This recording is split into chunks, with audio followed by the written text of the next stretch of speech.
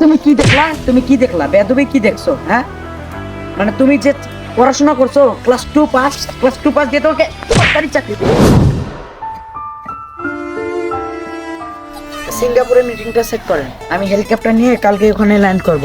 জি জি, মিটিংটা তাড়াতাড়ি সেট করেন, আমি কালকেই ল্যান্ড করব। ওকে মিস্টার মুসলিম, একটু কলটা হোল্ড করেন তো, আমি একজনের সাথে কথা বলি। এই এই, তোর নাম কি? আসসালামু আলাইকুম মালিক। ওয়ালাইকুম সালাম। তোমার পোশাক কই? তুমি নতুন ড্রেস পরে কাজ করতে আসছো? মালিক, নতুন বিয়ে করেছি তো শ্বশুর বাড়ি থেকে আমাকে দাওয়াত করেছে, তাই নতুন কাপড় পরে আসলাম। আমার আদুরে কাজটা ছিল, ওটা করলাম। এখন আমি চলে যাব, আমার বউ সহকারে শ্বশুর বাড়ি যাব। তুমি 1 মিনিটের কাজের জন্য আসলে তোমাকে নিজের পোশাক পরিধান করতে হবে। তুমি তো ডিসিপ্লিন ভঙ্গ করেছো। তুমি যদি এভাবে প্রতিনিয়ত ডিসিপ্লিন ভঙ্গ করো, অন্য কর্মচারীতেও তো তোমাকে দেখে ডিসিপ্লিন ভঙ্গ করবে। এভাবে চললে তো আমার কোম্পানি আগাবে না। আমার কোম্পানি উন্নত করার জন্য আমাকে একজন বিশ্বস্ত কর্মী দরকার। তোমরা তো তাদের মতো না। এভাবে চললে তো আমার কোম্পানি আগাবে না। তুমি যদি নিজের পোশাক পরিধান করে আমার অফিসে আসতে পারো তাহলে কাজ করবা, না হলে কাল থেকে আর আসিও না। কথা কি বুঝছো? মালিক, আপনি যেভাবে কথা বলতেছেন, আমি কি সরকারি চাকরি করতে আসছি? আমি কি ডিসিপ্লিন ভঙ্গ করলাম? আমাকে ইউনিফর্ম পরে আসতে হবে? আমার ইউনিফর্ম আপনি কি দিছেন? আমার যেগুলো পোশাক, আমি যেগুলো নিয়ে প্রতিনিয়ত কাজ করি, ওগুলো আজকে খুলে আসছি, এই যে নতুন কাপড় পরে আমি শ্বশুর বাড়ি যাবো। আপনি কিন্তু আমার সাথে অন্যায় করতেছেন।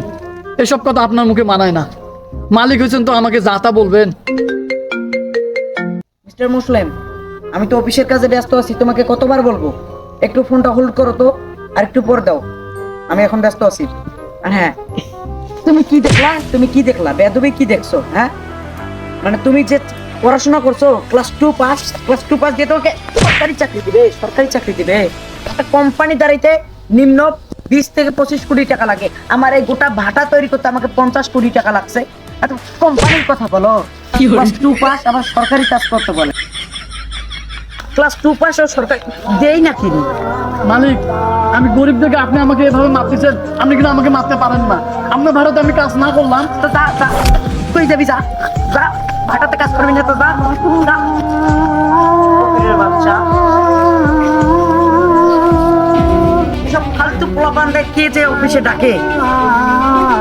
হ্যাঁ মুসলিম, মাথা মুথা হেড হয়ে গেছে বুঝছো।